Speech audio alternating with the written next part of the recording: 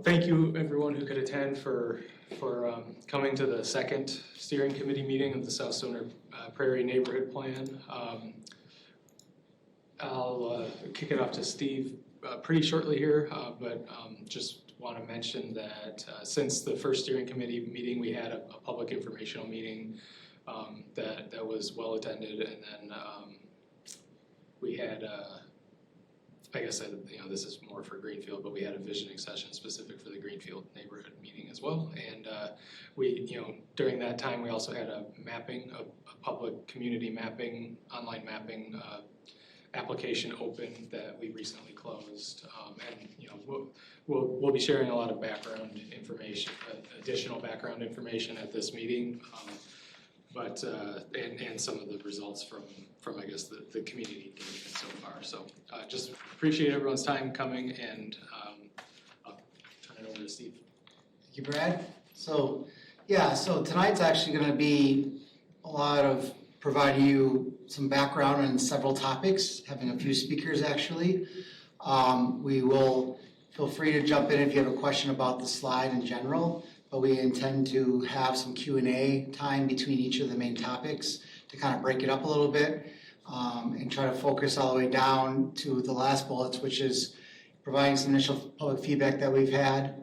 And then I know previously last time, and I have a summary of that, of some of the ideas or interests in this neighborhood of seeing what the future is, but maybe potentially some of these discussions tonight might alter that opinion. So want to kind of and at the end again about reviewing and discussing the vision and ideas, because we're kind of building next to doing some generalized bubble diagrams of land use.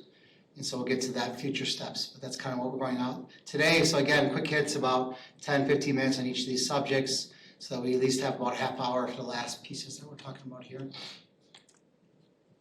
And so that would be transitioning over to Steve on the first item. Okay, thanks. Hi everyone, how y'all doing? Good. Great. Good. And I'm here to give a quick overview of the regional development framework. Let's see, I'm gonna try. Hopefully, I can make this work with sharing my screen correctly. So let's see. I want to cover this, and I will press the presentation button. And are you seeing the big screen, or are you seeing my notes screen? Big screen. Big screen. Excellent. Wow. Okay. Half the time that doesn't work. So yes, I'm gonna 10 to 15 minutes, I understand. Again, my name is Steve Steinhoff. I'm the agency director for the Capital Area Regional Planning Commission. I am in the process of being replaced by Jason Valerius, who was hired as executive director of CARTSI. So he will, I imagine, continue to be involved in this process. First, just a few slides about regional planning commissions and the background on CARPC, so you know basics of who we are. We are one of 9 regional planning commissions in the state. All the RPCs are governmental entities established when local units of government petition the state to create them. And yeah, so you can see we're the one down near the bottom, number 2, only one surrounded by counties that are not part of any regional planning commission. That's a whole nother story we certainly don't have time for tonight. Our mission is to strengthen the region by engaging communities through planning, collaboration, and assistance. And we envision a region where communities create exceptional quality of life for all by working together to solve regional challenges. That's sort of the basics of why you have a regional planning commission, to support municipalities working across tackling challenges that span their municipal boundaries. We are governed by a 13-member commission. Their members are appointed by the Dane County Executive, the Mayor of Madison, Dane County Towns Association, and for representing the City of Fitchburg, the Dane County Cities and Villages Association. We bring communities together to collaborate on land use and water quality plans. Those are our two focus areas. We develop a long-range regional development framework, which is what I'm going to be talking about over high-level overview tonight. We also administer the Regional Water Quality Management Planning Program, or DNR. That includes the sewer service or urban service area planning process. We conduct other types of plans like watershed planning, future urban development plans, and we provide planning, mapping, and data assistance to local communities. We are not a regulatory agency. Regional planning commissions status is as advisory agencies, so we don't regulate land use, establish ordinances, issue permits. And we focus on, as I mentioned, the land use and the water quality, environmental resources planning. We don't do other types of planning, but we collaborate closely with like the Greater Madison and BO for the transportation, Dane County and others for housing, MADRA for economic development, et cetera. So now I'm going to move on to talking about the regional development framework itself. And why one of the reasons we're doing it is regional planning commissions are charged under state law with the function and duty of making and adopting a master plan for the physical development of the region. There's a quick video that I'll play. One of the greater Madison. Let me know if you can't hear it. Is growth. With almost 200,000 more people projected to live in Dane County by the year 2050, our choices about how and where people live, work, and travel set the stage for future quality of life. RPC's regional development framework lays the necessary foundations to support continued growth by pinpointing opportunities and mapping realistic planning concepts that activate our greatest potential. It serves as a guide to tackle our common challenges and achieve our shared goals. The work to prepare this framework started about 5 years ago with the Greater Madison Vision Initiative that engaged people across the region to explore possible futures and set priorities. More than 9,000 people completed the Greater Madison Vision Survey. Their top priorities were climate change, access to opportunities, and conservation. Based upon those priorities and local inputs, we drafted a regional development framework to address the challenges of how we grow. The framework focuses growth in vibrant centers and corridors, prioritizes growth in already developed areas, plan areas for traditional neighborhoods and quality business development, and minimize growth in natural resource and farming areas. These strategies help us meet our climate, access to opportunity, and conservation goals. A resilient future starts with the decisions we make today. The regional development framework serves as a guide for incorporating big picture goals into individual decisions about where and how to grow. Please visit capitalarearpc.org to learn more, provide feedback, and request a presentation. One of the greater So that's just a really quick high-level overview, and I'm going to cover those strategies that are identified in the video in a little more detail in the time that we have allowed. So one of the strategies is, it says, to focus growth in centers and corridors, centers being vibrant places where people can live, work, shop, be entertained, connect with others. In corridors, connect the centers. They provide a variety of ways to travel, including walking, biking, driving, and where possible, transit. And they, along some stretches, provide some of the same mix of uses in the centers themselves. Here's a map that shows where centers currently exist in the green circles, found at a range of scales. And here's a map that shows where regional centers could be expanded or developed with attention to planning and development in the blue circle. So you can see there's, if we look at Fitchburg and the sort of on the southeastern edge of where your urbanized area is, you can see this emerging and planned regional center there. And then just zooming in a little more, showing not only the regional centers, but the neighborhood scale centers as well. And so there's some more of those like along Fish Hatchery Road. So the regional development framework, we prepared a modeled growth scenario to try to capture how a scenario of growth that incorporates the goals and objectives of the framework as well as reflects local comprehensive plans. And under that scenario, applying the strategies in this strategy in the framework, it would achieve 42% of the households and 38% of the jobs occurring in centers and corridors. The next strategy is to prioritize growth in already developed areas or in plan or ease infill development.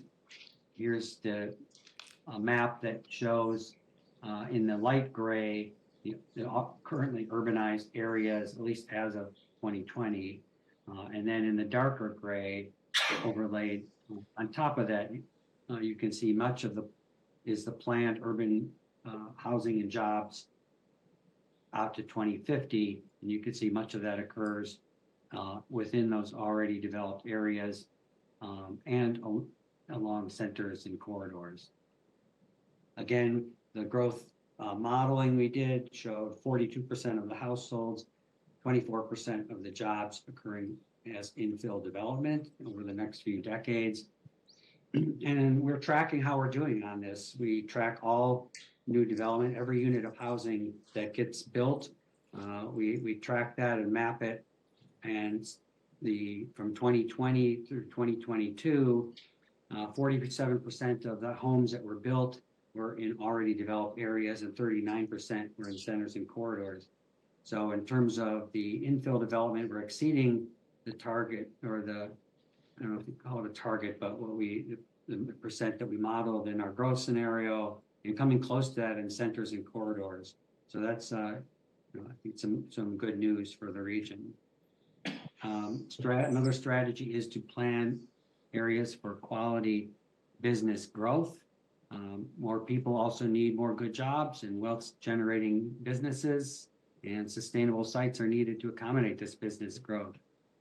And this map shows in the pinkish purple areas where those planned areas for business growth are. You can see quite a few of those in Fitchburg. The darker the color, the higher the number of concentration of jobs. A fourth strategy, and this may be in particular relevant to your South Stoner Prairie, is planning of complete neighborhoods that include a mix of housing types, walkable streets, parks, civic spaces, shopping, and services. And here's based on our growth scenario modeling and largely also reflecting local comprehensive plans at the time we prepared the regional development framework, where complete neighborhoods could be developed.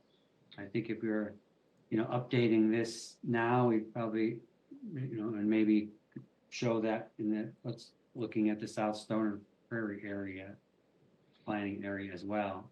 So those are the four overarching growth strategies for where and how to grow.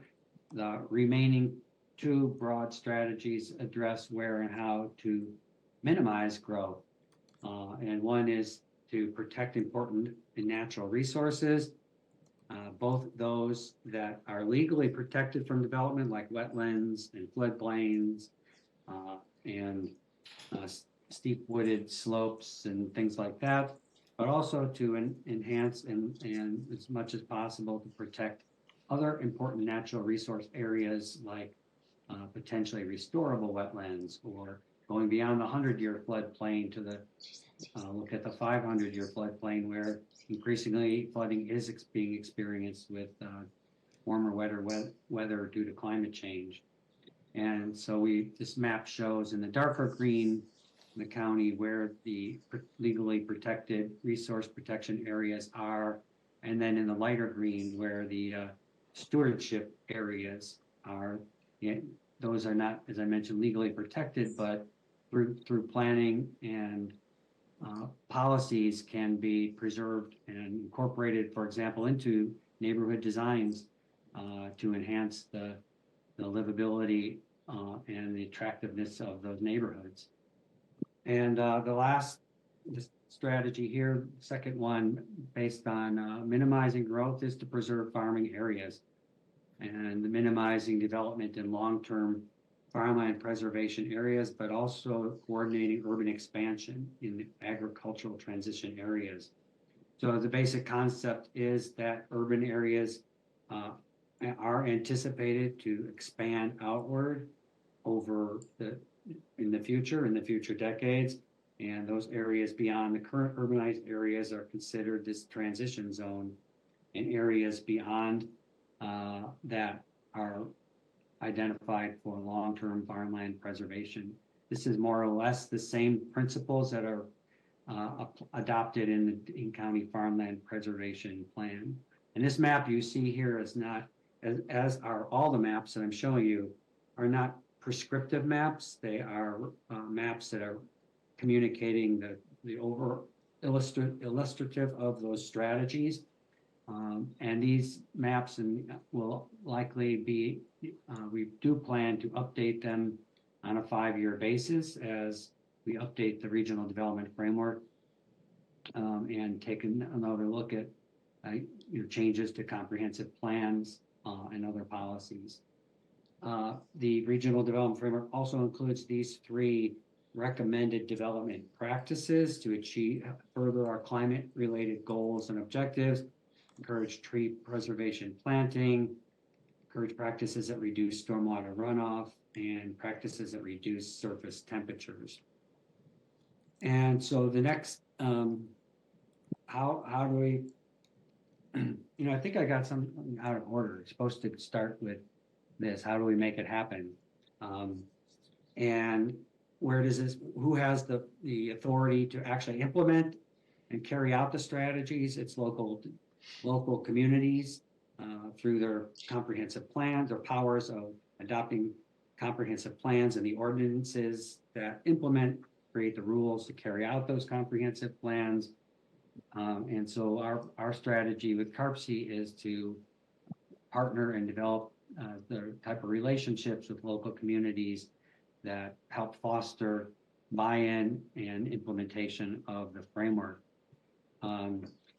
As part of doing that, CARPC established a proactive planning committee, a temporary ad hoc committee that met over 2022 and 2023 that included CARPC commissioners and other local government officials to identify what the components of an ideal proactive planning process is. And here you have them listed. It would take place early in the planning process. So that's why, for example, CARPC is involved in this South Stoner Prairie planning process, because that's early in the process, as opposed to at the tail end when an urban service area amendment application comes to CARPC. It is through this type of process where the ideas are being formed and working as trusted, hopefully as trusted partners, and we can work together to apply as much as possible and feasible the strategies of the framework. Another component is that processes are, I'm past my 15 minutes, well, I'm almost done. Cooperative and intergovernmental, as I mentioned, involve CARPC as a trusted partner, comprehensive and long-term focus, tied to the regional development framework, and connect urban service area amendments to future land use maps that come out of such processes. And finally, processes need to be coordinated with a local market demand and local planning. And that ends my presentation. Thank you, Steve. Can you actually keep that up just for a minute? I think if there's a question, it might be helpful to see a map. What I'm thinking about is just making clear that I think this framework was completed before the latest comp plan update, where it suggested this and Greenfield were neighborhoods to be reviewed.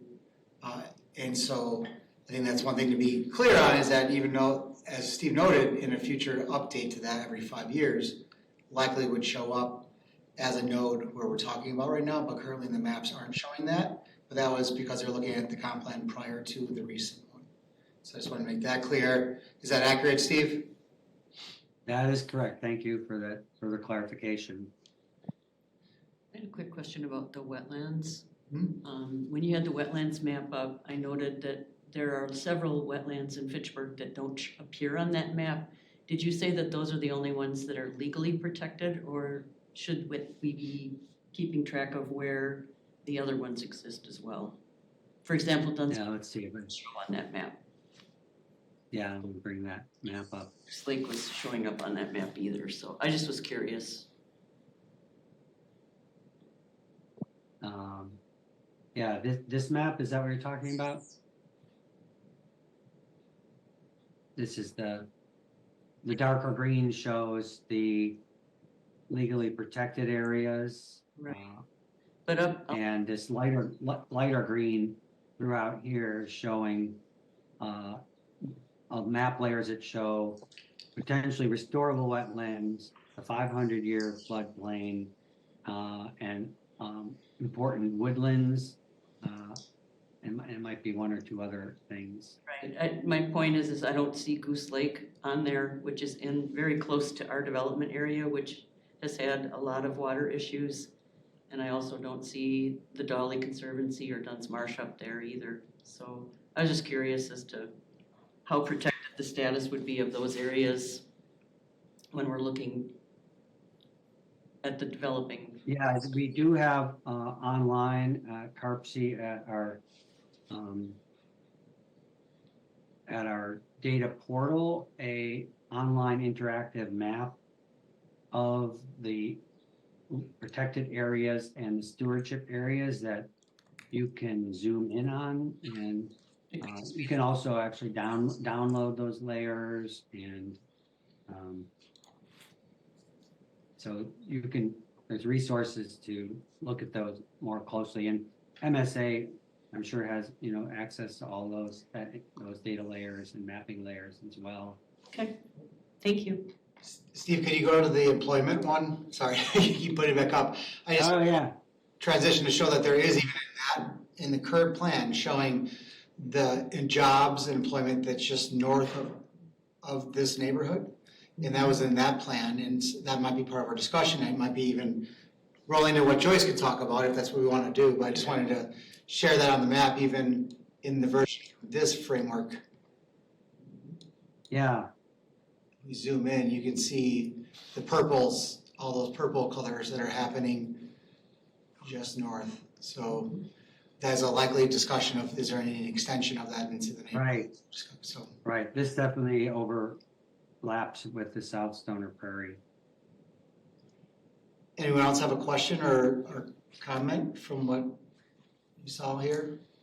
I would say that on that comment, since I was reading through a lot of the map comments and sorting through some of the surveys, that commercial area, like south of Quibby's Grove area, like south of 18, like a lot of people mentioned developing something local, like between the two neighborhoods, like the one that's kind of north of Lacey Road and the one that'll eventually be south, to play on a more like, somebody mentioned like a farmer's market or something like that eventually, but that came up quite a bit, but just a place for people to shop, so they don't have to necessarily go over or across or under 18, and can access things like within a walkable neighborhood. So that came up quite a few times in the input, so I just wanted to call that out in relation to that map. Thank you, Brad.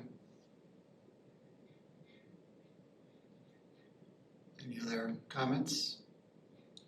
I'll just, Carol, to your point, I pulled up the map on CARPC's website quick here, and when we zoom in, I do see, Goose Lake is shown both as a legally protected and Awesome, thank you. stewardship area, and so is Dolly Conservancy as a legally protected, so, Perfect. yeah. I just was curious. I figured that maybe it was just too broad of a view that it was. Yeah, I think Steve mentioned that these maps were made a little bit looser a little bit so that you aren't trying to get to the finer details like that. Thank you. I appreciate it, Steve. Yeah, thank you, Steve. Yeah. Mm-hmm. Joyce, do you want to talk about employment and job needs and anything else related to economic development next? Not really, but I will.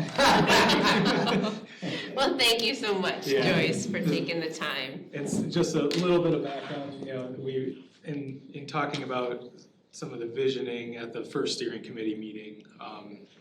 Some more context about regional and local employment needs was requested for just to have a better for the committee to have a better understanding of you know, I guess what's in demand in the region, what is what's missing, what could possibly be accommodated in this neighborhood plan. So yeah, thank you for coming, Joyce. So I just want to start off by just giving you a little bit of background of who I am and what I do. So I'm Joyce and I work in economic development, and one of my key roles is to keep track of what we have available, not only land but spaces. So I work a lot with the existing business community on if they want to do expansions along with Mike. And then I also work with site selection, which is we get our site selection through MADREP, which is an 8-county regional economic development authority. They get them from WEDC, who kind of filters through what the request is, what the actual guidelines and needs for that particular site search is, and then they send it out to their partners. Pretty much every community, well, not every community has an economic development person, but somebody who serves in that role. So I just decided the best approach would maybe to give you a little bit of background of what we've received in the last couple of years, what types of needs are out there, and how we responded. So for 2022, the city of Fitchburg received 10 requests for site searches, which could be anything from land, buildings, land and buildings, land, buildings for lease, and land and buildings for sale. Of the 10 responses, or requests that we received, we were able to respond to 2. And those 2 were a biotech manufacturer, which is one of our industry clusters, looking for 40 plus acres. This was a greenfield site request. We were able to work with one of our private sector partners that may or may not be on this call, that had land available but wasn't marketing the land. So we reached out to our private sector partner and asked, this is the request that we have, we need your assistance. The city of Fitchburg does not own any land for industrial or commercial development, so we work really closely with our private sector partners.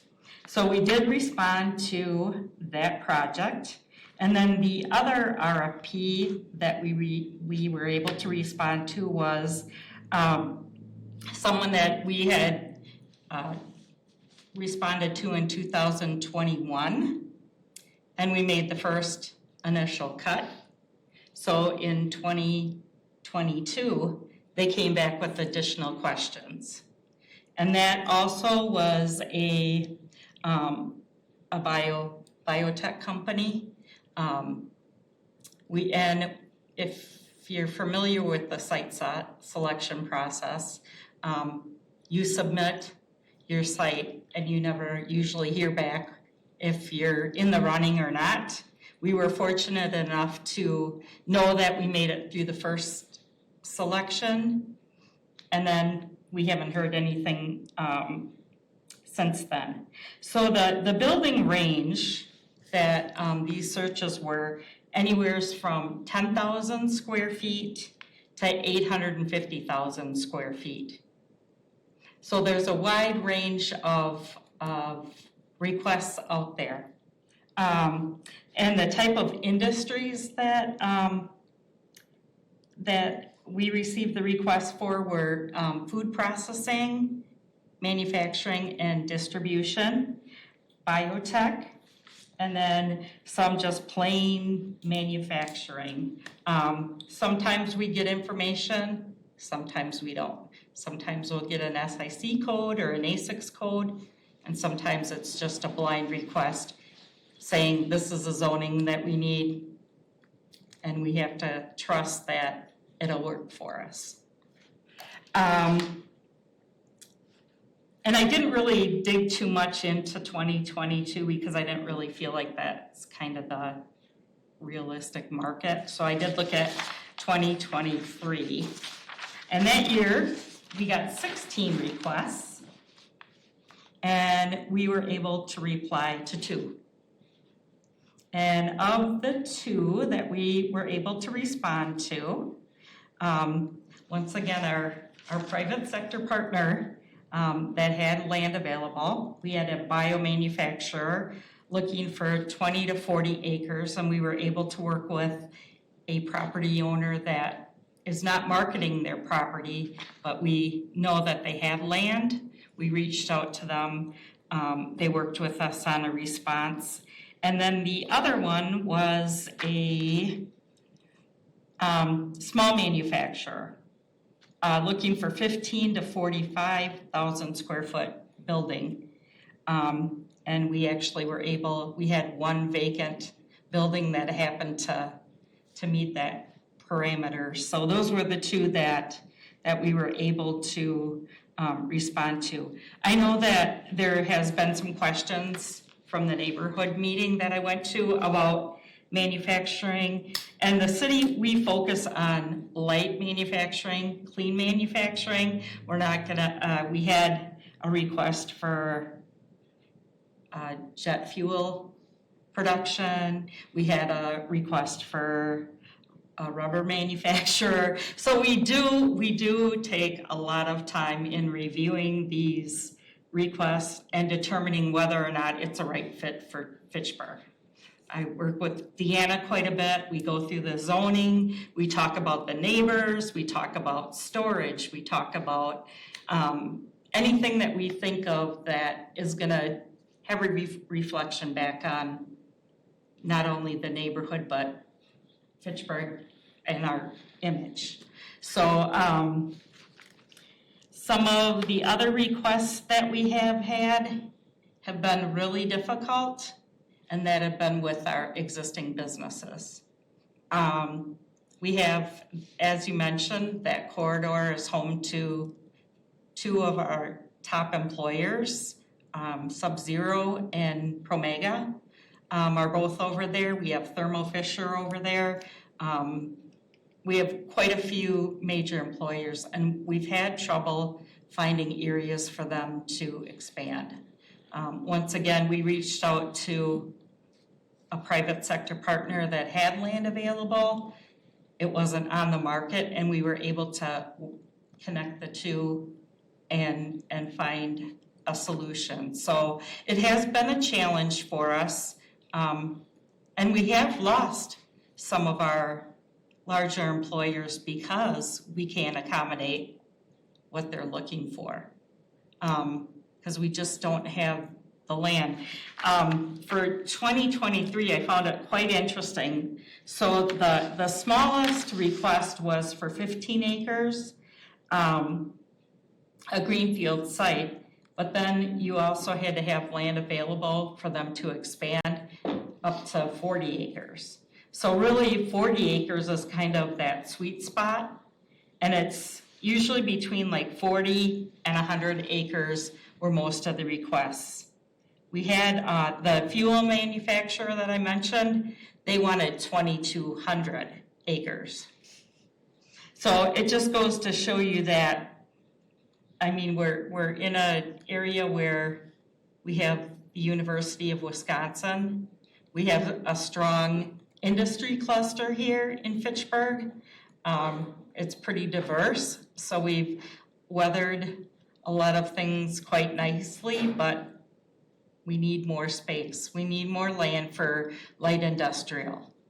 One thing I will mention is Lacey Road was just reconstructed, and we received $1 million T grant, which is through DOT, to convert that road from a town road into an urban road. And it was based upon, it's a economic assistance transportation grant. And we worked with Sub-Zero and Promega on getting those dollars. So there is a need. I don't know if there's any specific questions you have. Transportation is huge, and we're in a sweet spot as well because we have 18 and 151, and then we also have Highway 14 with easy access with Verona Road being reconstructed. It's pretty easy to move around Fitchburg and get in and out and do what you need to do. Thanks, Joyce. Sure. Anyone have questions or? Oh, actually, I have one other plug I'm gonna make. So I mentioned MADRA, which is the 8-county region around Dane County. They received a grant to do an economic recovery study to talk about how can we market this region. And I will tell you, they came out and we spent probably 3 or 4 hours with the consultant. I think we're named in this report maybe twice because we don't have any land that MadRep can go and market regionally, nationally, internationally. And this is where they're gonna focus, MadRep is gonna focus their marketing efforts. So we're talking, and I'm gonna talk in tax base perspective because that's what grows the tax base. And so.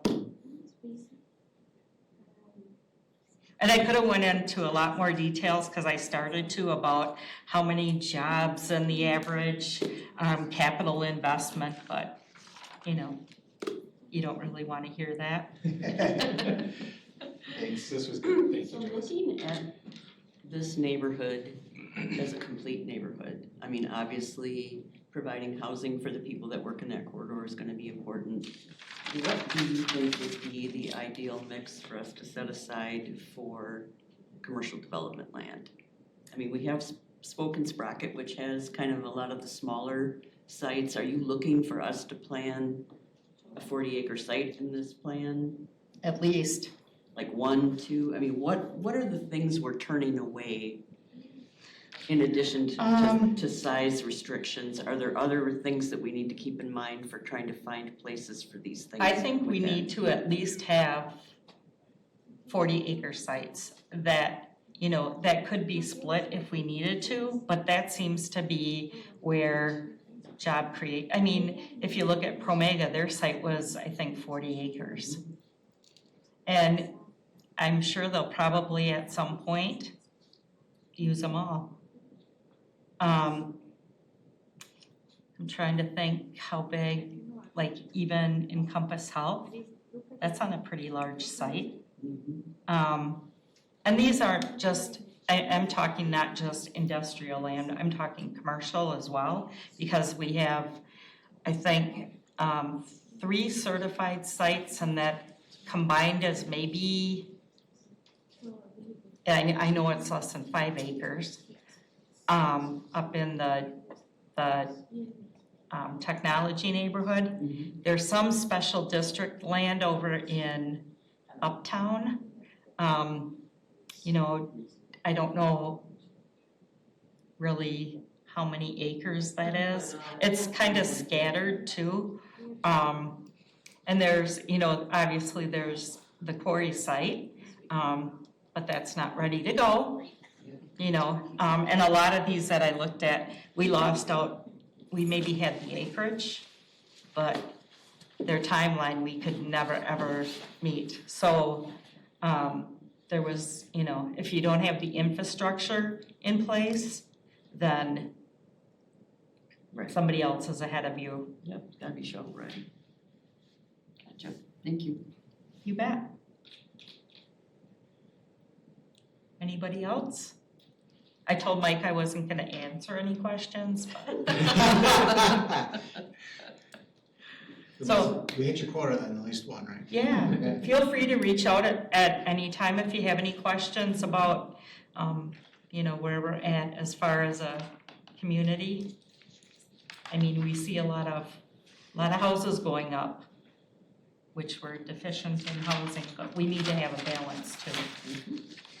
You were just teeing that right up, weren't you? Housing. Yeah. Yeah. That's what we're Great. going And at. I'm leaving now. Thanks, Joyce. Yeah, You thanks bet. so much for coming in, Joyce. You bet.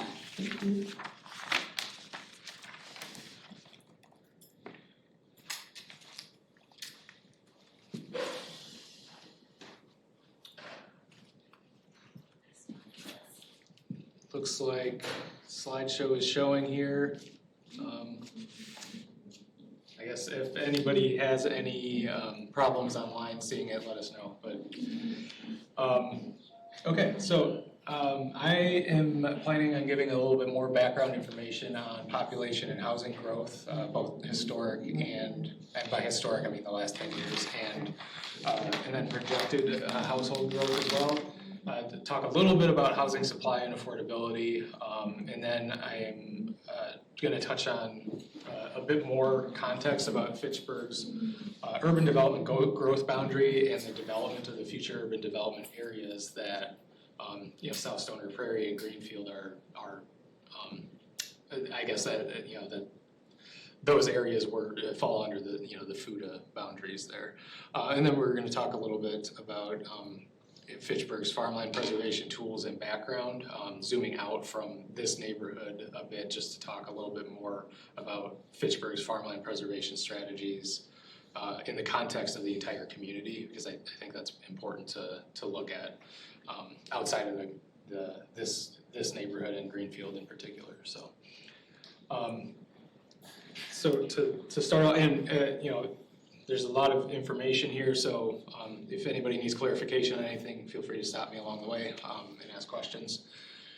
So to start with population growth, from 2010 to 2020, Dane County added about 73,000 people in 10 years, which is about a 15% growth from the 2010 population levels.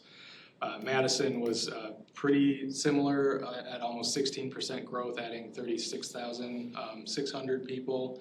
And then Fitchburg, a little bit higher rate relative to 2010 population at about 17%, adding about 4,350 people in that 10 years. Over the next 20 years, Dane County is expected to add about 129,000 new residents, and by 2050, when we break that down into households, which is a bit of a better measure when we are thinking about new housing needs, that's about a little over 75,000 new households by 2050 is the expected household growth in Dane County. You said 200,000. That was the population. Oh, yeah, for the new residents. And was that for 2050 I or think was that that was last time frame? 2050. I think that was going up to 2050. 2050. It was, okay. Yeah.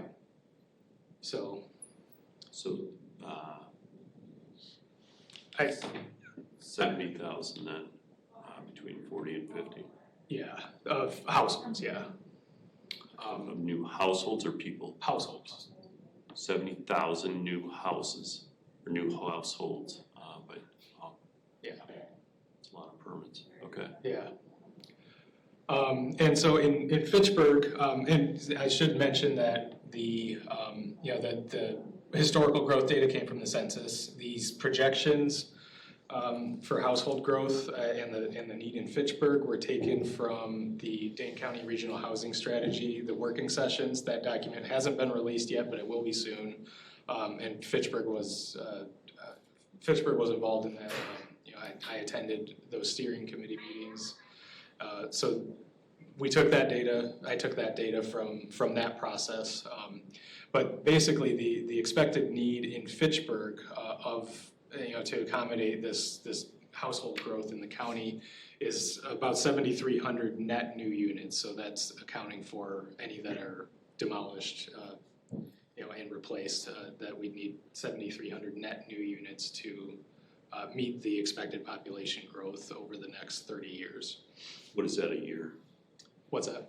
How many is that per year? I don't have that in front of me, but I think we had it broken down. It was like 120 some owner units and 150 some rental units, I think.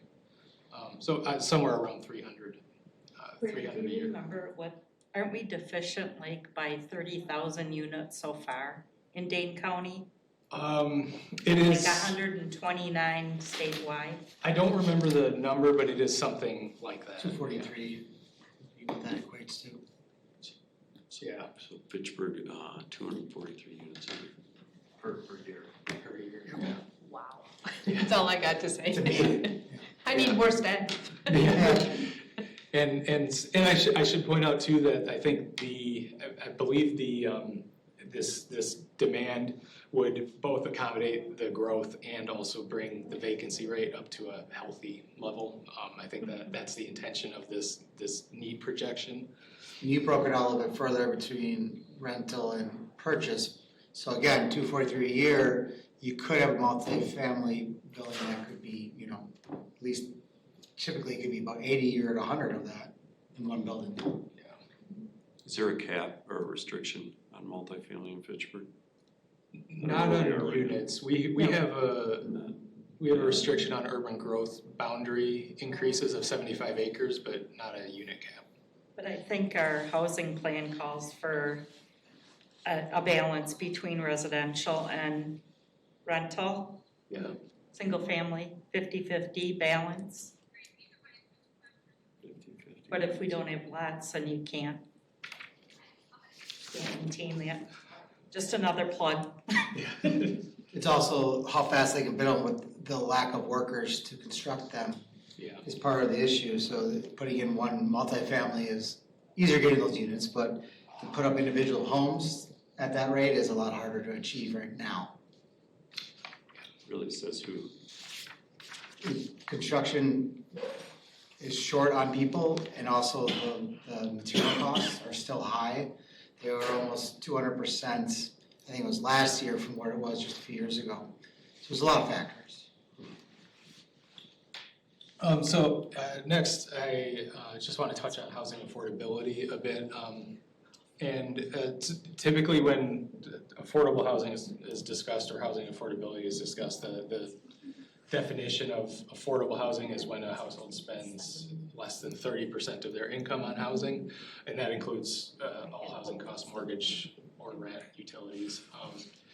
That can occur either naturally or can be legally restricted. And then any household that is spending more than 30% of their income is considered cost burdened. And there's also typically discussed within certain income levels, there's thresholds that HUD sets for this. I won't get into the specific thresholds, but basically the median income for a household of two in 2022 for the Dane County region was $92,300. So half are below that, half are above that, and that's kind of the threshold for moderate income. Anything below that 92,300 is low to moderate income, and that I guess is kind of important to consider when talking about housing mix. Just think about two teachers and what they get paid. That's it. Is there a housing study for Fitchburg? Yes, When was it the last 2019, 2020, yeah, somewhere around there. I don't know. Should Was we that? when the housing study was completed? 19. 19, yeah.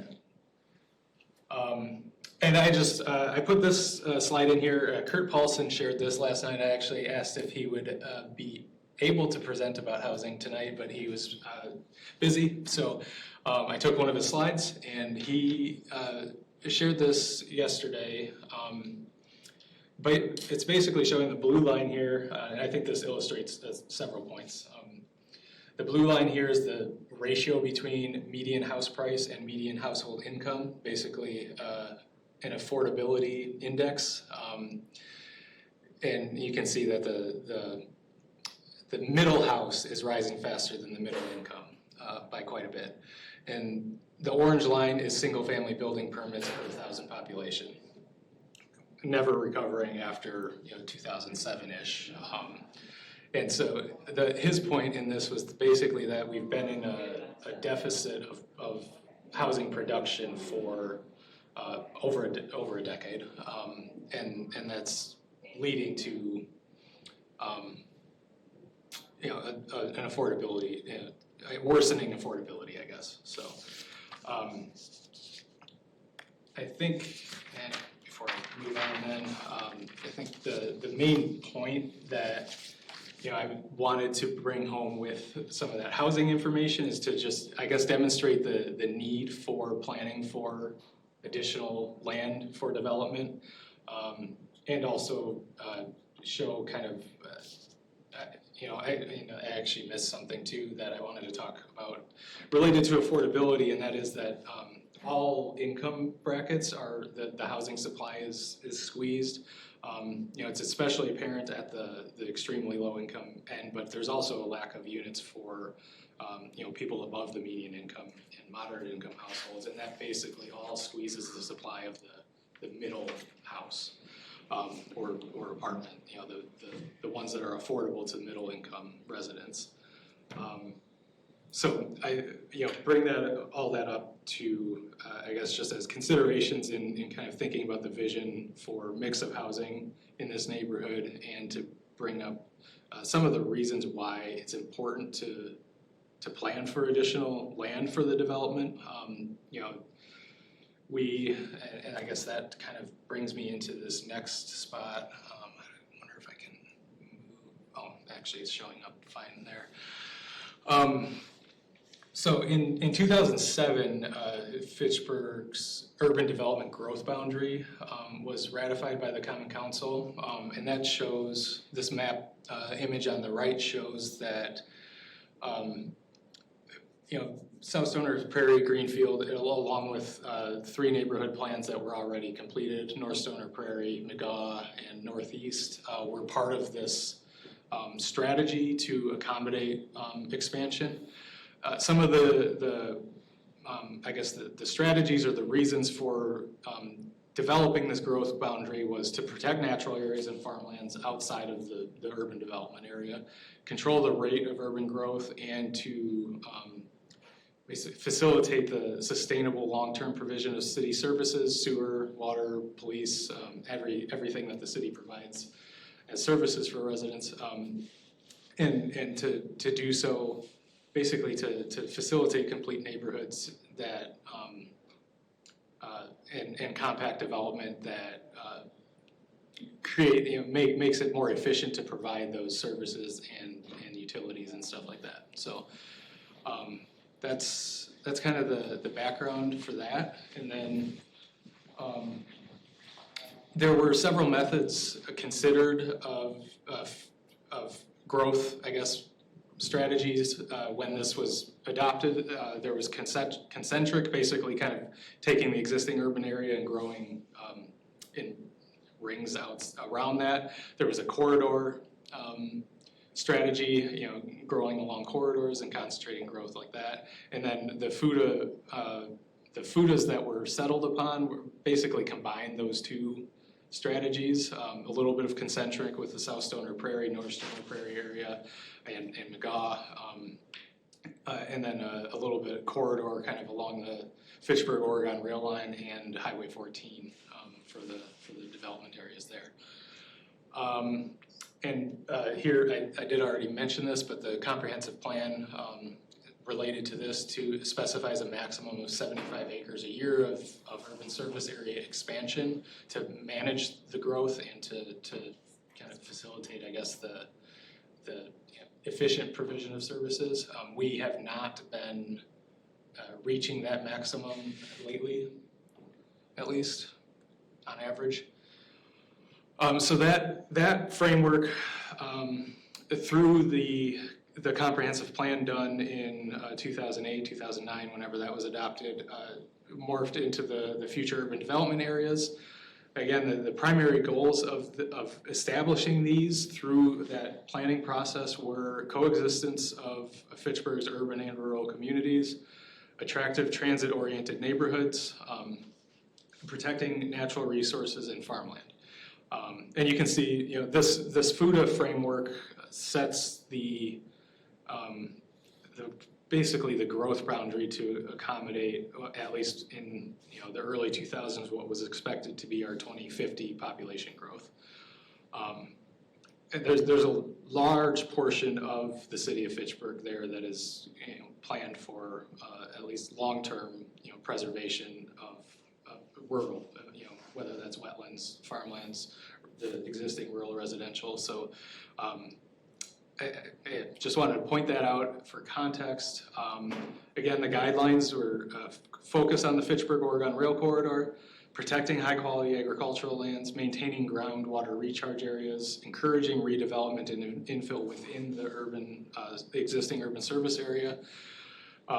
Areas, expanding to areas that could be sewered by gravity and not need lift stations for sewer infrastructure, and then served by existing water distribution pressure zones. Fitchburg has its own requirement set in the comprehensive plan that we do a neighborhood plan for the FUTA areas before the urban service area is expanded. So that's the process we're in, and just to talk a little bit more about the farmland preservation tools that the city uses or has available. As mentioned, the urban growth boundary, the FUDAs, and neighborhood planning process. We have a rural residential development criteria, which limits the creation of a lot for every 35 acres that existed in 1979 for lots outside of the urban service area. We have rural cluster zoning as an option. We participate in the state farmland preservation program, and with that, we've done our own farmland preservation plan in the past, and we maintain a certified zoning district, and that creates eligibility for agricultural landowners in the city to apply for state farmland preservation tax credits. As part of the Northeast neighborhood in Terravessa, the city is planning an agricultural themed park with growing space available in it, and then finally, again, allowing and encouraging higher density within the existing urban service area. And one of the tools that we have used for that, and which is pretty unique among communities, is the SMART code, which allows higher density transect-based development and transit-oriented development within the urban service area. This map shows the framework for farmland preservation. I'm not showing the most up-to-date county map because it's not as granular as this, but this map from 2014 shows 3 areas of agricultural preservation. Area 1 is the kind of like the middle green there. That's most of the rural portion of Fitchburg shown. That's intended for long-term farmland preservation. Area 2 is within our certified agricultural preservation zoning district, but it's within the FUDAs. So it's it's kind of a short-term preservation area, still certified, but intended for urban development before 2050.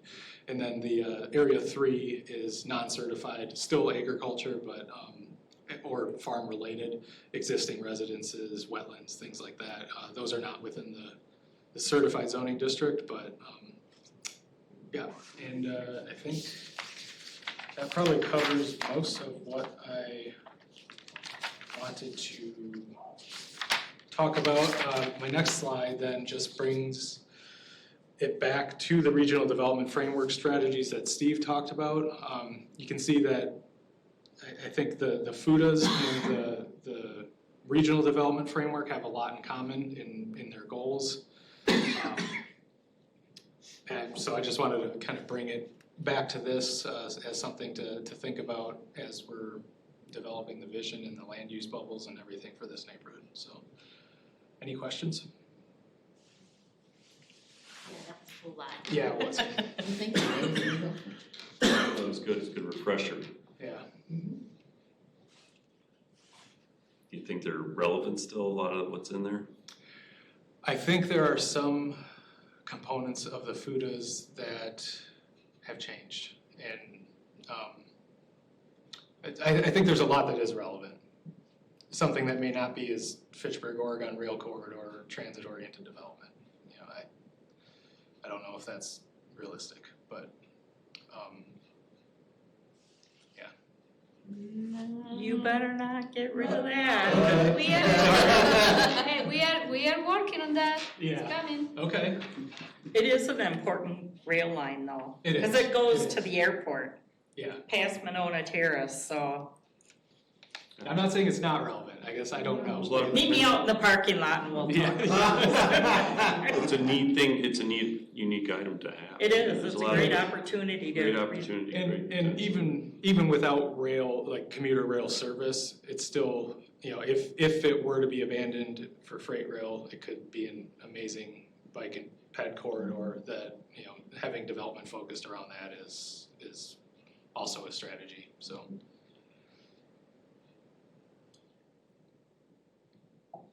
75 acre per year cap. Yes, for the expansion of that urban service area, but it can be averaged over 5 years. So we could take a big chunk in a single year, but as long as we average over the 75, over the 5 years, 75 per acre. That's what's in the current comp plan. But that one we can discuss when we revise the comp plan, isn't it? We certainly can. Okay. Yeah, that's nothing related to state. Yeah. Right. Keep that in the back of your mind, but Oh, based I on what already we've have. heard, what's needed on the I commercial know, side, yeah, I what's know. needed on the residential side, Yeah, I know. what our topography lays the boundaries are currently based on what we're looking at tonight, and then our utility constraints. Lot to just. Yeah.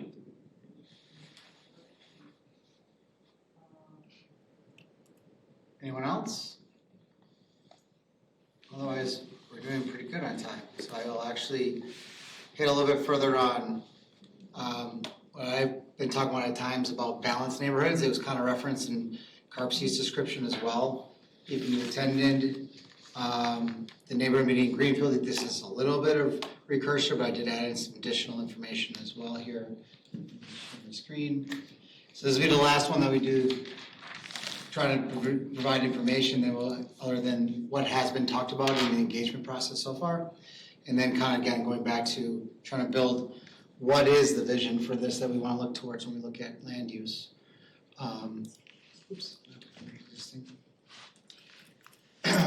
So obviously, the FUDA kind of determined what the neighborhood that we're looking at right now for South Stoner Prairie, but in general, when you're asked the question, what is a neighborhood?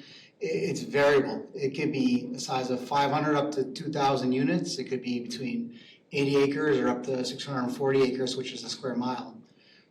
It's really about single and coordinated development or a series of separate land developments that kind of create a neighborhood. And some examples there on the right of one that's nearly 600 acres that has a little, on the top, that has a little bit of a commercial mixed-use core that's in the circle. Then you have variability of residential diversity, and you see the green dot is the park, the blue dot is the school that's within the neighborhood. Smith's Crossing. That's correct. I live in Sun Prairie, so you'll see a few examples from Sun Prairie. Then 300 acres again in Sun Prairie, and there's a business park kind of element there along 151. There's a park there, there's a school on the far west side. So again, you can see parks and schools are also a key factor of what a neighborhood is about, at least historically. Bringing in that neighborhood flavor of coffee shops, restaurants, and parks in the edges, kind of give you the full neighborhood that was in existence back in the day. What makes a healthy neighborhood? You have diversity, inclusivity, social interaction, and walkability. You can see how that relates to elements of a neighborhood, so diversity of mix of housing and ownership types, inclusivity, mix of price points, social interaction, schools, parks, neighborhood, retail, walkability, trails, sidewalks, shared roads if applicable. But what do we normally see? What is the typical development pattern? It's generally, there's single-family neighborhoods that are all around the same price points. Potentially there's some duplex in it, but then you push the medium to high density along corridors, arterials, Then you have the commercial and mixed use that's in its own district. So you see the red bubble, that's the commercial in Sun Prairie and Grand Avenue. You see some residential neighborhoods that are somewhat tied. There are some new urbanist developments that are adjacent to the red, so there is a little more connectivity there. But then you see the purple, that's on the south side. That's the business park, and you have this major break in what is easy access for pedestrians. Yes, Smith Crossing to the east is connected, but the single use and the bigger thing to me as an issue is it's always geared each neighborhood to one price point, one style of development. So what is the problem with that? It creates pockets of the single family and multifamily. It generally, like I stated, puts multifamily more in the highway capacity. It has more vehicles are going by, not as pedestrian friendly. Places employment and shopping away from each other, so it requires more vehicle use, bike transit, if there is availability of that. Creates varying levels of park and open space amenities. So larger developments are required to put more park space in, or they have more funds in that neighborhood to suggest more amenities. Then you have impacts on schools, especially elementary schools. Those are very localized to the neighborhoods adjacent to it. And if you have a lot of income restricted area, that school is generally not getting the same services and education as others in the community. And then infrastructure cost impacts disparities. You know, if you completely just do a bunch of single family neighborhoods, it's a lot more infrastructure cost for a lot less units. So that benefit of that is lost to kind of mix in some other densities. So how do you blend neighborhoods with a mix of housing options? Citing more intensive uses in the neighborhood in the following ways. As a transitional use, where you put the low density further away from the medium density, and you kind of create a little bit of drop down in densities. You face separate streets views. So in this case is in Madison by Lean Road. You can actually see in the top image on the right. Those are single family homes on the right. There's a park on the other side of that sidewalk that's connected. There's no road even breaking that up. And then facing from a different street towards us now in this view is multifamily. So that buffer zone of that park space allows that blending of the two different unit types. Separating blocks with boulevards and utilizing architectural techniques. I think I might hit on that on this slide. So you look at building heights and setbacks. You could have some restrictions that we might think about guidelines within this plan or even suggestive standards down the road is I've had it where if it's a multifamily building by lower intensity uses within a certain range or adjacent to, it needs to step down the height of that building. There's putting entries, a lot of newer multifamilies putting individual entries from the outside versus all internal. What that does is you get the porches, you get more activity, and that kind of helps blend it into a single family and duplex neighborhood. Other considerations, and I mentioned a few of those, putting parking obviously in the rear or side, and dumpsters being hidden. So just again, kind of looking at it in detail, this is that neighborhood I was talking about. So I don't know if my pointer's gonna show up. Yep, so this is the park I was talking about where there's no street in front of it, single family homes.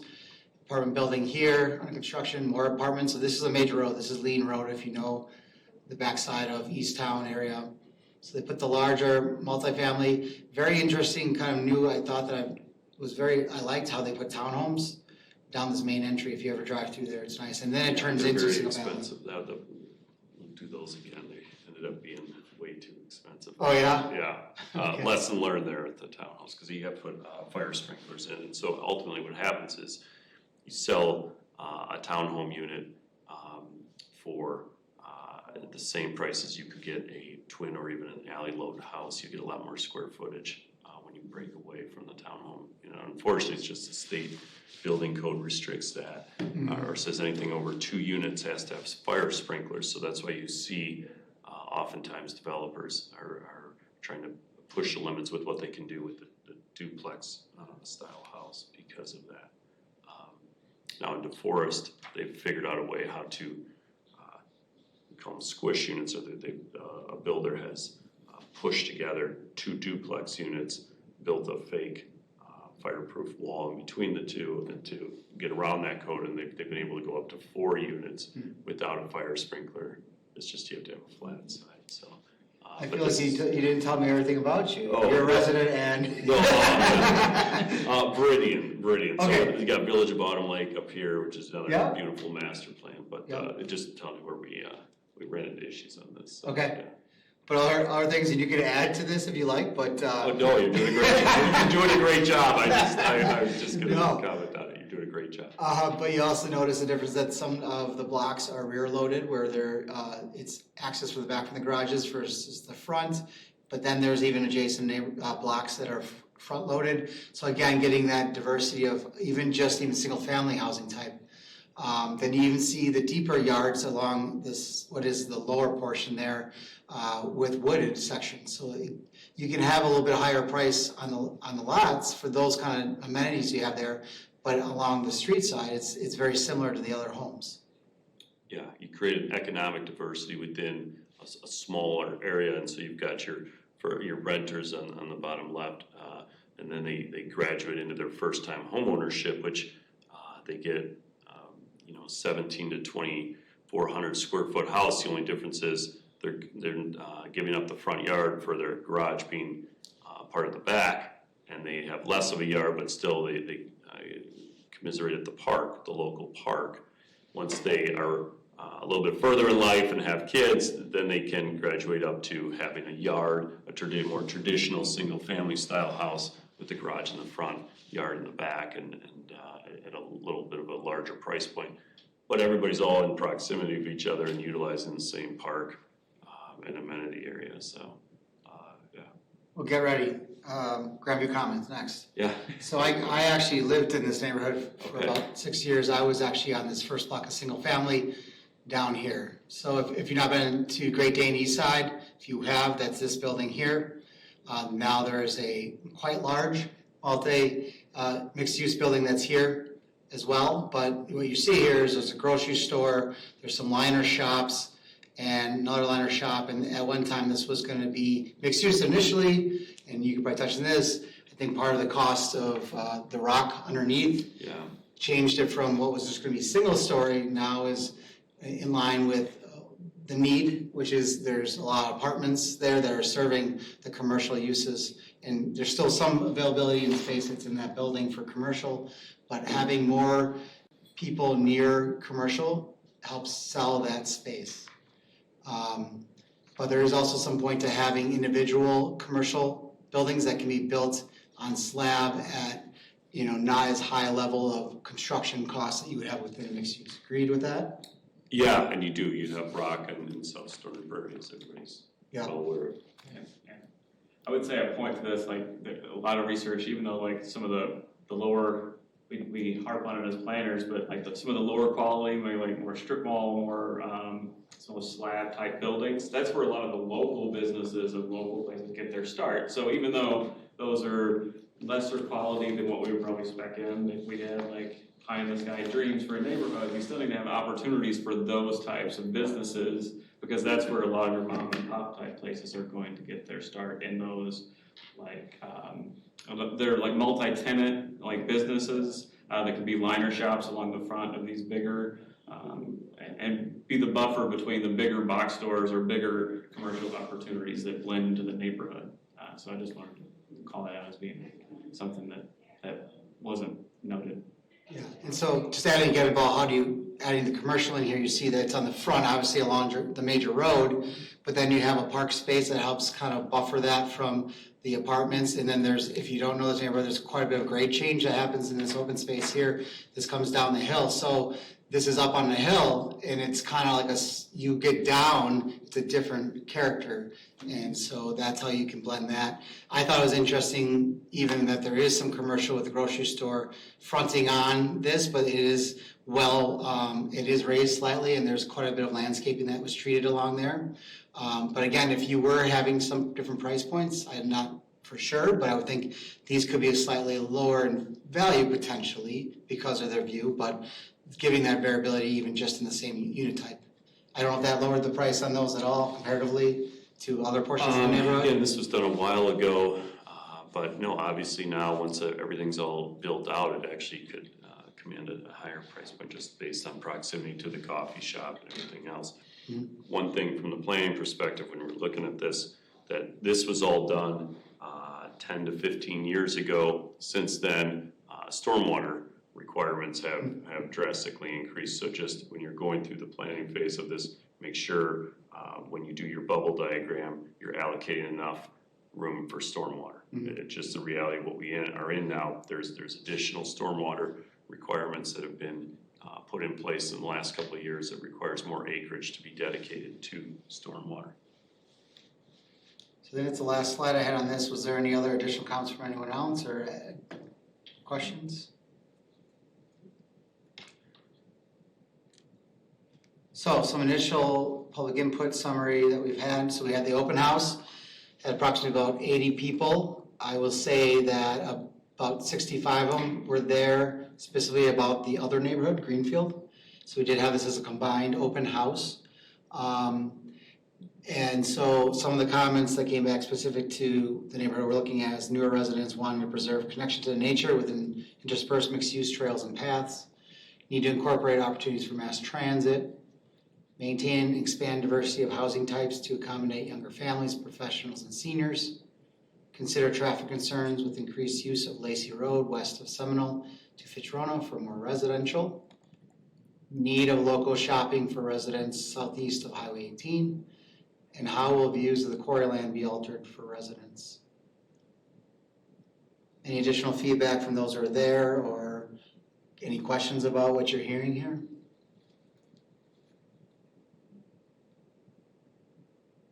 No, I don't think you'll. I think North Stoner Prairie took a lot of the brunt of the neighborhood opposition and feedback. So I think South Stoner Prairie is, again, a little more of a blank slate here. So I think most of what I heard when I was there was the desire to have more open space and a lot of green space, or, you know, maybe slightly larger lots than some of the places that you see so that there's more outdoor space for families when they're in their yards. I think there's a general fatigue out there for the number of apartment buildings that are going up. And that was relayed that, you know, I don't want to be in my house and look out my window and see somebody's apartment building right next to my house. You know, things like that. I think people just want, I think the visual presentation and the put together of this neighborhood is going to be really important to making it successful, I guess is my point. I know we need to try to get as many units in as possible. Senior housing is huge. There's just not enough senior housing. So I think that should be a priority for this neighborhood from my own perspective and just from hearing other people. There seems to be a lot, like we talked about the missing middle, there's a lot available on the lower end and there's a lot available on the higher end. But there really isn't anything in that middle for senior housing right now. I think you should do a deep dive in the senior housing, define it as there is a market for 55 and older, which is, it's not just assisted independent living. Right. There's 55 and older, which is becoming very popular in Verona. And I'd love to do one here in Fitchburg because we're finding there's a lot of downsizers and people whose kids have gone to college or they've gone up to school.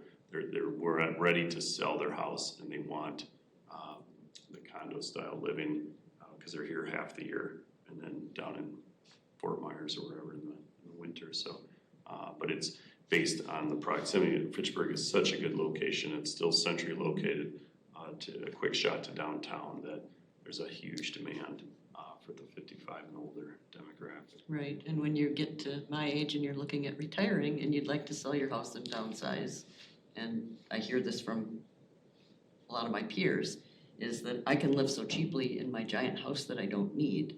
Right. That it makes no sense for me to downsize. For me to go to an apartment would triple my monthly cost, and I'm looking at cutting my income by 2/3 by retiring.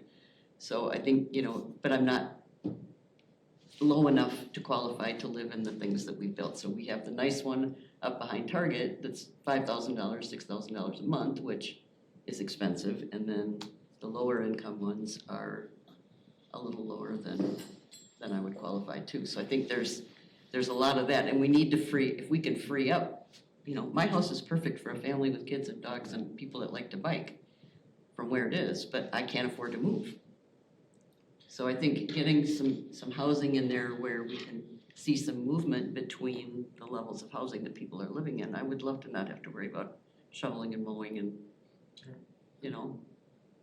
Just for clarity though, when you were talking, if I heard you correctly, there's not enough housing on the bottom end or on the top end. There's a perception there is, but there is not enough, and it's squeezing the middle and jacking the price up in the middle.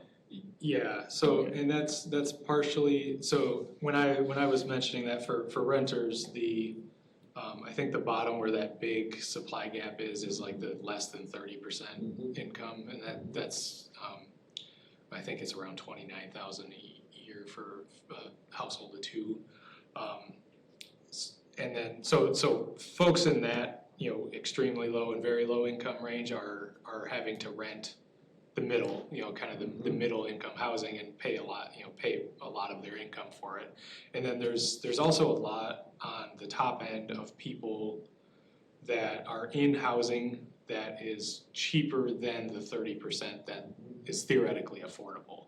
Now, and that's not necessarily a bad thing, but when there's this huge undersupply of or I guess I shouldn't say undersupply, but what that does is it pushes a lot more people to the middle housing that is available. And I think from the housing, the regional housing study, it showed that when you compare existing population to existing housing units, there are more of those middle income or median housing units than there are the middle income population, but you have everyone from those other two demographics, the higher, 150% of median income and higher, and the 30% or lower, also shopping those middle income housing units. That it drives the price up of those, and it makes them less available, and it squeezes it. So does that make sense? Yeah, and I think you should just say too, that's kind of at the regional level. Yes. That's not not any particular housing sector, like the senior sector. That's a much broader level. Right. But it impacts those. Yes, it It has a does. huge impact when those bookends are not met. You see it happen a lot too with like single family homes in terms of like there's not enough housing of a mixture of types, and so the middle, like the wealthier people that are coming to the Midwest are able to buy at a higher price point, so they're able to put in a much higher offer on a house, and that drives up the cost for everybody because there's not enough of those differing price points. And so it makes housing unaffordable for everybody because you're kind of competing in different markets now that we have this like post-COVID, able to remote and work from anywhere, and we're like driving the more tech sector, kind of higher paying jobs. So there's some interesting housing trends that are happening. So what some municipalities are starting to do is update their housing studies with the median income calculation, but then translating that into what is the house price they can afford, and giving that, because at different levels, different occupations, but what they're using it for, what's helpful is they're educating then their plan commissions and city councils, because a lot of people who are sitting up behind the desk are very tenured. They've been in their house a long time, and there's this different perception of what attainable priced housing is at all different levels right now. And it's a really crazy time, and it needs to be clearly defined for all of the councils and plan commission members, which helps to level the talking points and get everybody at the same point or playing field when they're discussing these conversations. Yeah, and I'll add, part of the point of mentioning that squeeze is that, while we need more of all types of housing, I think there's often this kind of response to housing that's more expensive that, this isn't affordable for people, but the building housing, and not to say that this is the only part of the solution, but building more housing, even if it's pushing $400,000 or $450,000, can help with the price of existing naturally occurring housing that is kind of affordable to the folks closer to the middle of the income range. So That they're not moving from their existing homes because they can't find the home they want that's moving them up, yeah, right? So then it prices out the lowers and they're stuck with more rentals. yeah. Right, Dane County's an all-time low for inventory because of that. Everybody's staying in their houses that they've got their 3% mortgages on, and there's no Yeah. place on. So Yeah, I'm not there's a for whole a other while. conversation on I that. get that. One last question, just on the South Stoner Prairie plan, why is the map, or why does the boundary cut properties in half, and why does it not go out to Grand View? What is going on with that? I mean, to have a true master plan community, you've gotta connect the collector roads. I mean, you have an area that's boundaried by the two collector roads, because a developer could not come in from the south. The only way to point of entry here is on the north, and Edgewood's got the corner, Yahara's got the quarry. There's no way in. There's no way in. That was a point you brought up at our last meeting. So it's all a moot point for the time being. I don't know if you know the history, and I think Jason kind of alluded to in conversations that he believes that a lot of us had to deal with what they assumed was all good rock to excavate. And Yeah, that's why it was split. Yeah, walking out there and talking with the landowners, and that L shape actually was presumed when that future development area. So that L was actually presumed to be a mineable vein all the way through over to Fitchburg. And so that's why it takes that L. It was assumed that all of that would be quarried out and that there would be kind of an L shape. Right, I'm talking about moving it south though, that boundary south. Right, yeah, so I think that's why it was set, and it's set by the FUDA and the comp plan. Yeah, and I don't know, unfortunately, don't know the history on why it cut those It was in properties. 2007, that was way out there. Yeah, yeah. So I'm just telling you, we gotta get this, you gotta get it expanded down to Greenfield. If this is ever gonna have any kind of hope of being built in the next 10 years or anything happening out here, you have to give developers a chance to unlock this based on utilities serving these sites from a different point of entry. And I think if it wasn't discussed last time on a higher level, part of this discussions with some of the landowners, which is one thing we also had. Good, I mean, they should have a say in this too. I think that is I'll get to it next, and then we'll get to that point of just landowners, we can go there, we'll go backwards. Okay, so we did meet with all the landowners that are in this neighborhood, some are on the committee as well. But in general, property owners are all interested in the highest and best use of the land. Extraction will continue over the next 5-10 plus years, but the intent of this plan is to be the reclamation plan for those quarries, meaning they have one in place temporarily of just bringing it back to ag. But the intent of this plan is also to look at where are we suggesting road network through here. That would require maybe an additional blasting or removal to allow for the utilities to exist. So the intent is actually to think about this as the areas that are gonna be extracted are probably gonna be down 40-60 feet from the current landscape. It could be brought up some with some fill, but there would be road networks through what is quarry now, what is planned to be quarry. Some areas have been discussed in that last bullet, in the southwest and southeast, that are likely not going to be extracted because there's not good material or the property owner has no desire of that, but they're not planning to see change over until the next 15 plus years. So actually there's more opportunity of development to happen to the north of the neighborhood, but it's still about 5-10 years out. So Okay, the you road don't network feel like will you're go- boxing yourself in, you could, you also don't feel like it confines your road network here. Well, there will be confinement with the fact that, kind of almost like roughly in these portions, this, in the green, everything south of this line is not gonna be quarried. Everything south of this line won't be quarried. Quarrying of some of this is likely, but, so there's a potential road network that might have to come through this area and connect down. There is a portion here that can connect easier. But there is gonna be a big wall that may exist in some portions here. Okay, And you could eliminate that, and other municipalities have allowed this to happen, of developers quarrying on site, keeping the stone on site, reusing the stone on site for road construction, for backfill of utilities. And that way you're also, it's an environment, municipalities are receptive because of all the, you're not trucking it out anywhere either. And you're able to then work through the topography issue that may be left there.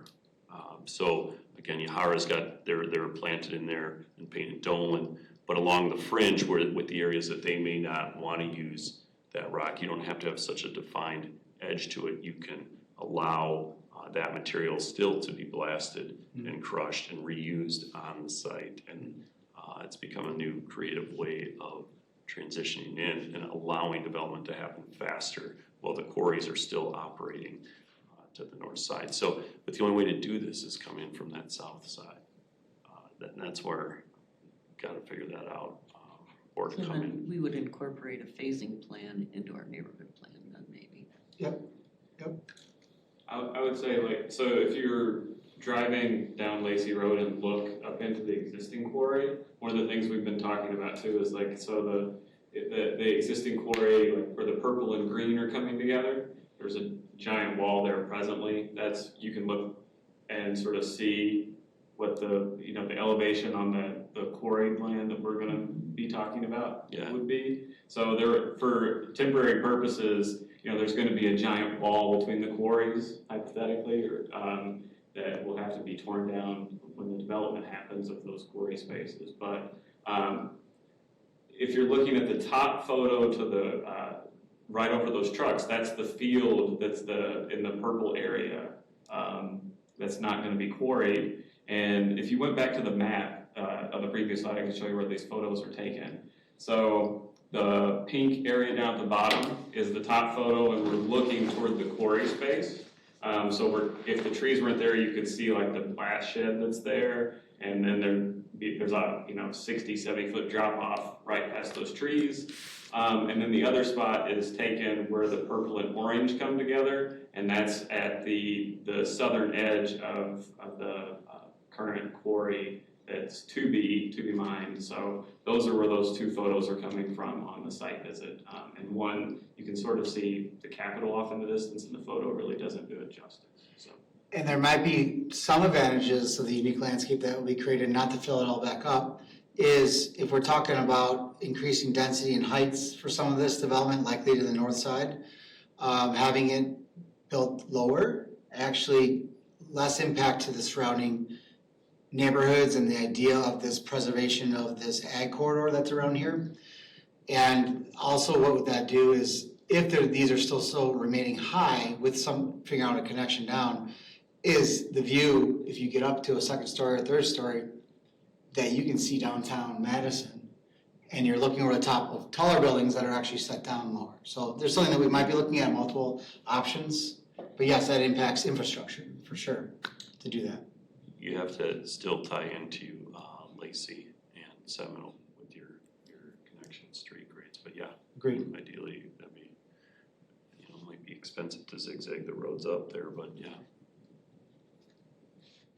Backing up, there was the online mapping tool that was out there, and we had categories of stormwater concern, pedestrian bicycle opportunity or concern, traffic concern, something to preserve, and other category. And so this was out for a few months. We had 50 responses in this neighborhood.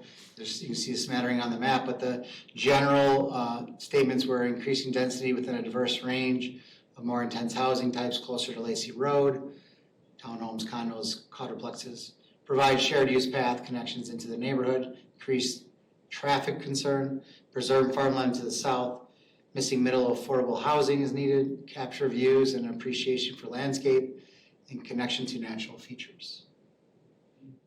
Yeah. So with that, I also talked to the school district, so it's Verona here, and what we were looking at was 2021, 2022 school projections, but they've been updating it with understanding of what the neighborhood growth timeline is. And, sorry about that. Stony Prairie Elementary is what you see in the yellow, what's covering this area. Could see capacity issues in like 2035, but there are strategies, and I'm not going into detail, that they have to manage that capacity issue with changes to school levels, and they did purchase some land within the area. But they also noted in our conversation, if there's enough density of residential in this neighborhood, they could discuss a potential option within this neighborhood of elementary or middle school.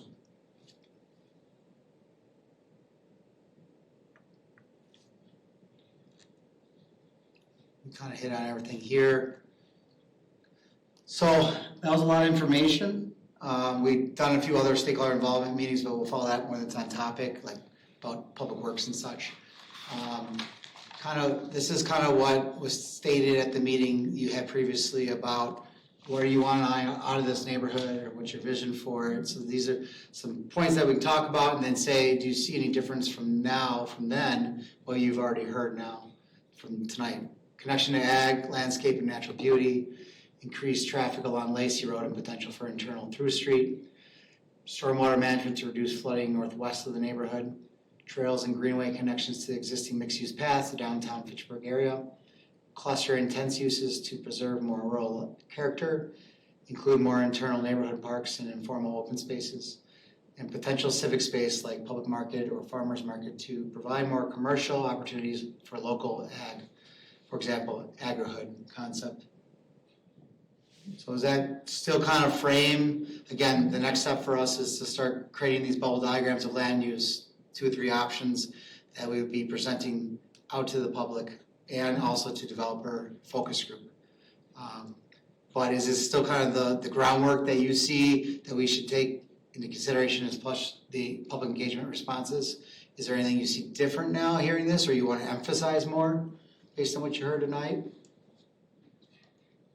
Do you figure out what the final topography is gonna be when you've got quarry coming down, elevation coming up?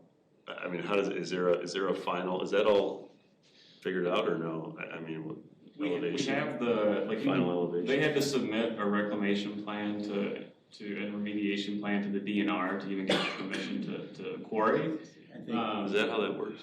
And so they, No, you're here. I think It's you, Chris, if I'm hearing right, I think Chris is saying, hey, you've got Fitchburg Minerals quarries, you've got the stuff that we're working on, Yeah. you've got a lot of grade changes. What we did is we had to put a reclamation plan together like as if it was a quarry, because we don't have the neighborhood plan in place yet. Our final plan is gonna be our development plan. So will they all tie out together? We're still in beginning conversations with Fitchburg Minerals No, jeez, on yeah, what we're gonna do between the two. okay, But I'll add from what we're hired to do is land use is the first step. right. Which is gonna dictate also other elements we're gonna do. We're gonna do more technical stuff, which is how can you serve it for utilities? How can you manage stormwater? And that's gonna play some part in the likely grades that are ideal to make Yeah. that work. That's what Troy said, yeah.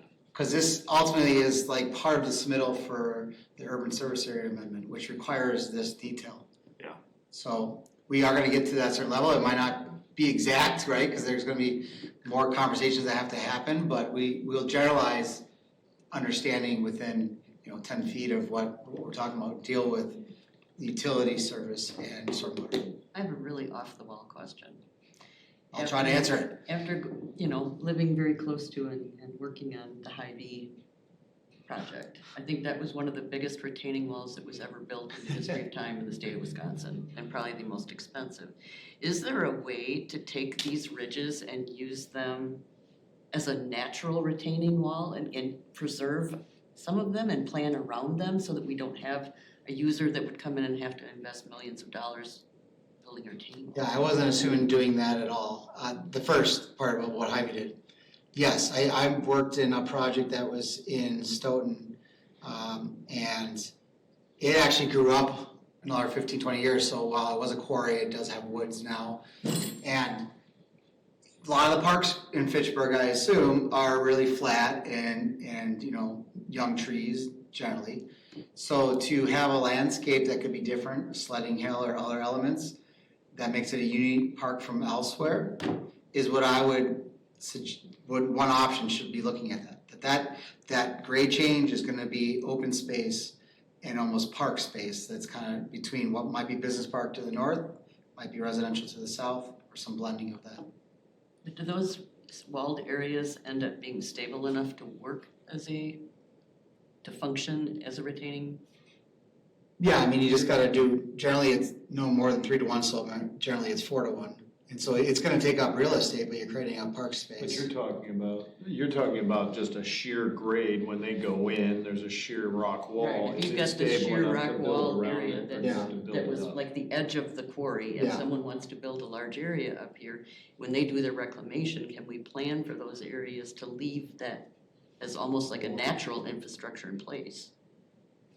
I'm not one to speak on that, but it definitely has I'm structure there. curious. But It'll limit it's your limestone, so it's not use. as strong a rock.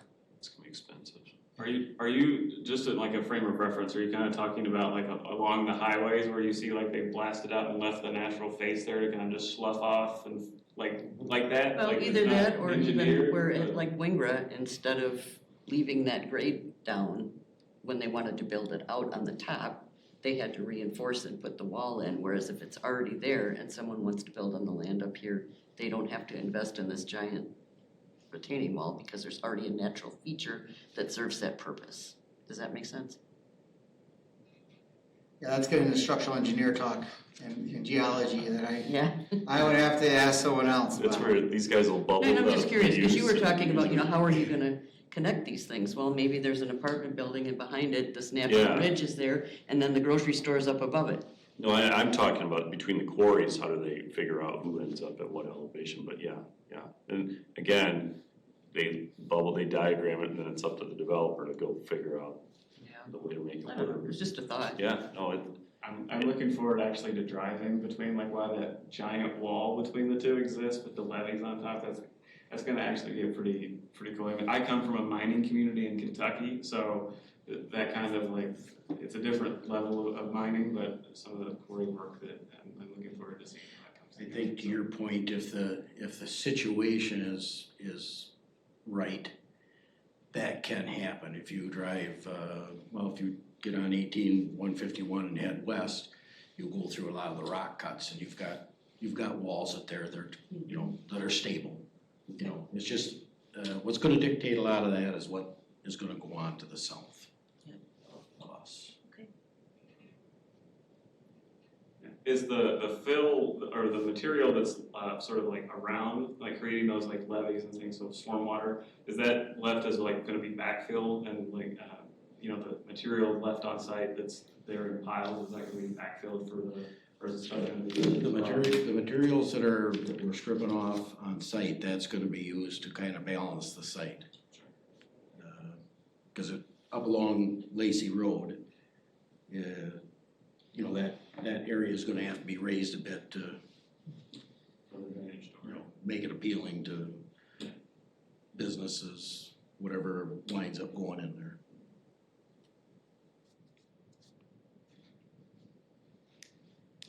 yeah, I wish they had included it all the way up to Grandview. It would have been, and then you could do something, you could have a master plan.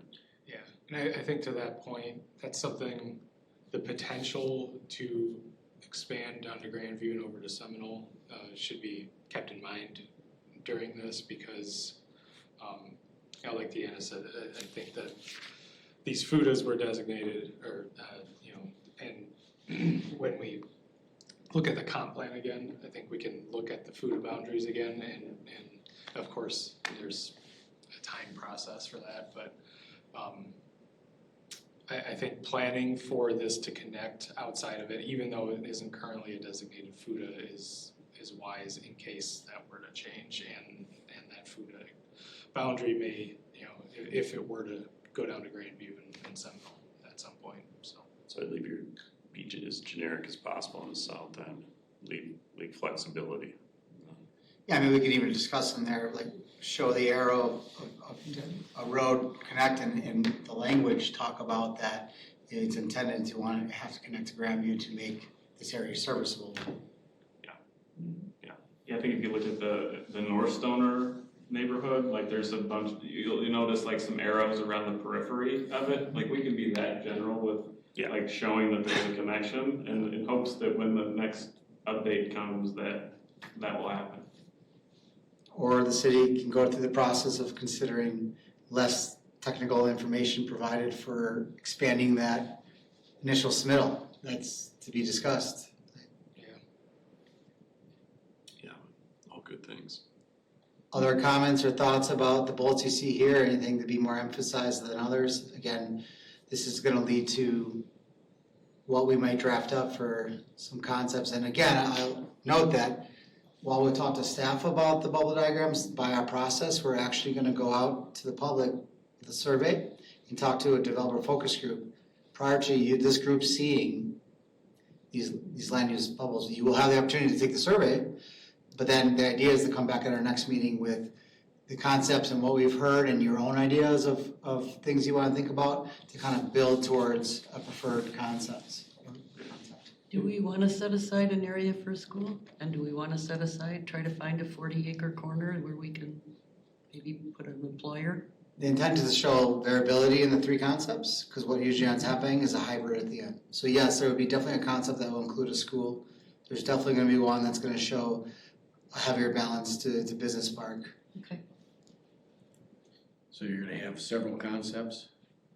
Yeah, they're going to be, again, circles in land use. Generally, it's not showing any buildings or maybe like dash lines or arrows for roads, so very high level. If these are points of emphasis here, from what I've heard today, it sounds like there needs to be a bullet point encouraging variance of housing options. I mean, based on the numbers you're showing and what we heard from CARPC, it almost has to be on the front end and saying this has to happen. Otherwise, we run the risk of just perpetuating a problem, right? Yeah, there's no more land to build. Right. And that's a real problem. Even though I know the comment was made, there's a lot of houses being built. We're done this year. That's it. There's no more houses out here for a while. So it seemed like that needs to be a point of emphasis. And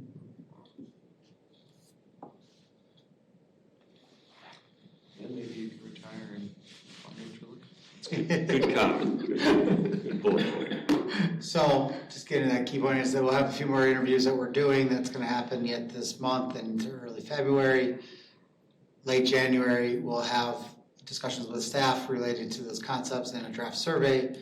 We're kind of shooting for a February 5th through 26th, having that online survey out and having that developer focus group.